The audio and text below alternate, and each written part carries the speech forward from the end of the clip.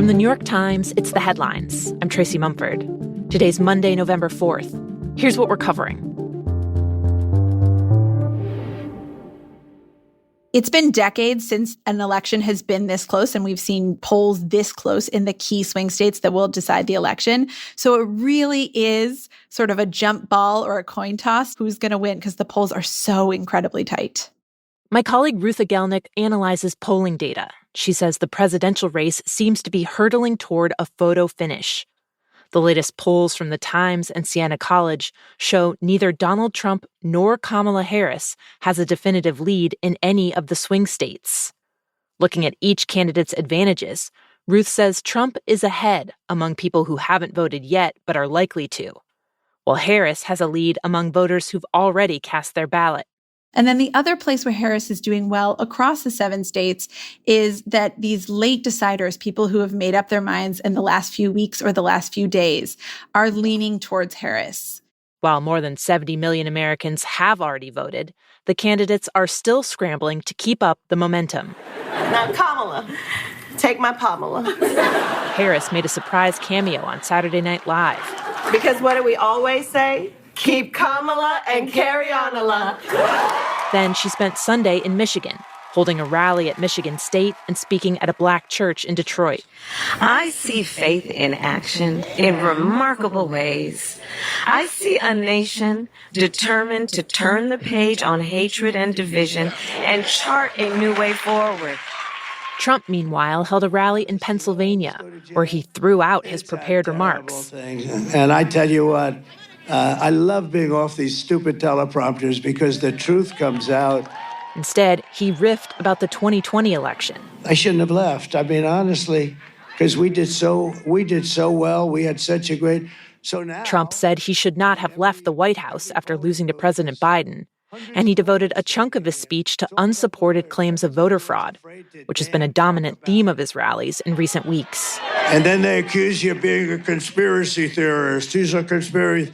And they want to lock you up. They want to put you in jail. The ones that should be locked up are the ones that cheat on these horrible elections that we go through in our country.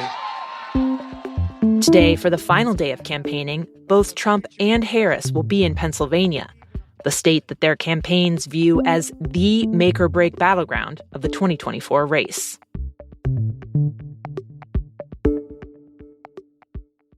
On the eve of Election Day, The Times has been looking at how posts on one social media platform, Telegram, could offer a preview of potential chaos. Telegram has nearly 1 billion users and very little moderation, which has made it a favorite of far-right groups who've been kicked off other platforms. Telegram was used in a small but significant way as a tool to organize on January 6th, and its influence and reach have only grown since then. So to try to understand what was happening there, we looked at more than 1 million messages across more than 50 channels with about 500,000 members.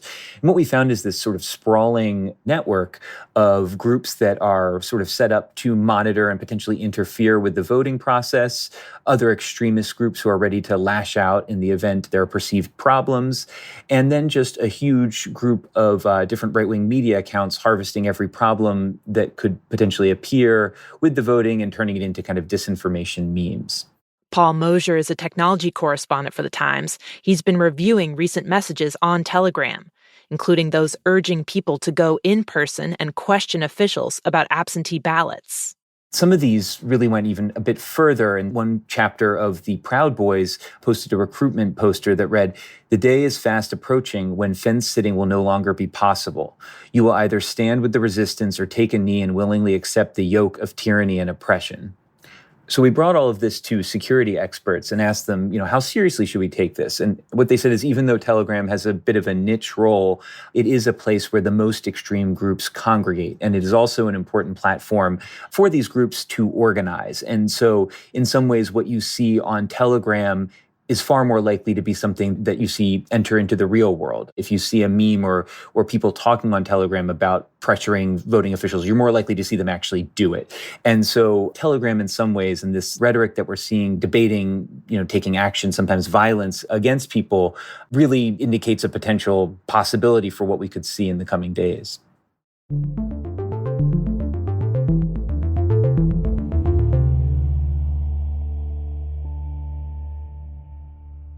Over the weekend, the Israeli military pressed on with its intense, renewed offensive in northern Gaza.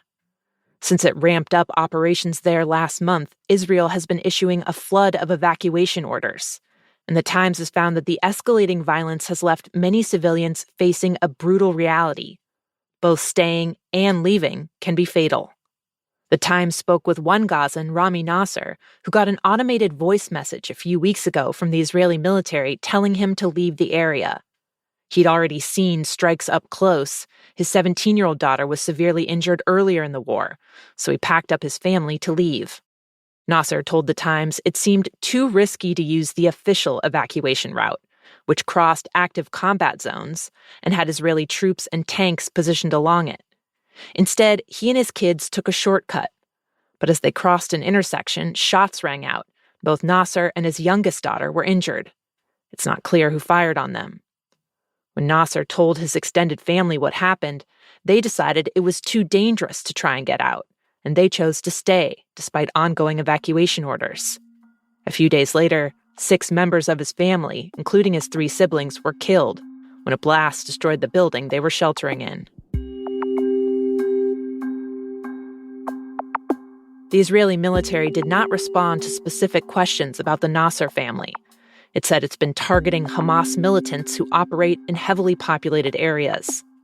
The United Nations human rights chief has condemned Israel's offensive in northern Gaza, saying, quote, "We are facing what could amount to atrocity crimes, including potentially extending to crimes against humanity."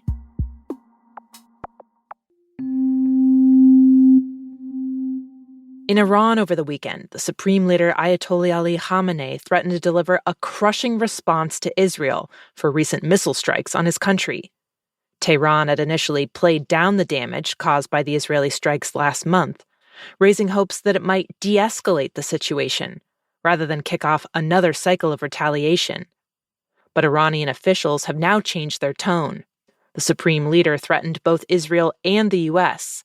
The Pentagon announced late Friday that it's sending more ships and warplanes to the region.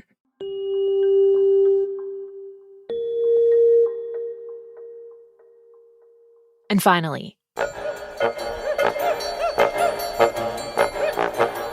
Quincy Jones, one of the most influential forces in American music for over half a century, died Sunday at 91.